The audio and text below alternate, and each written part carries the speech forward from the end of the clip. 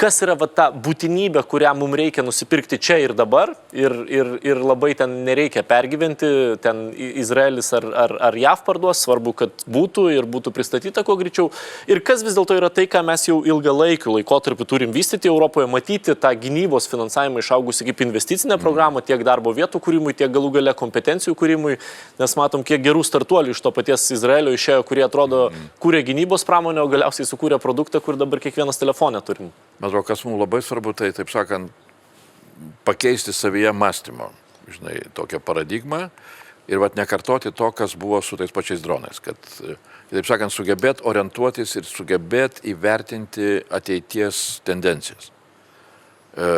Kur aš sakiau su dronai, žinai, kai manęs klausė, kur jūs buvo 2 metus, kai jau dronai buvo visiškai akivaizdu, kad tai yra pagrindinė kovos priemonė Ukrainos frontuose, o mes nieko pas save nepadarėm. Nors akivaizdu, kad rusai turi didžiulius pajėgumus dronų, 5 milijonai ir taip toliau, mes pas save nepadarėm to, ką turėjom padaryti. Tai va čia yra pamoka į ateitį.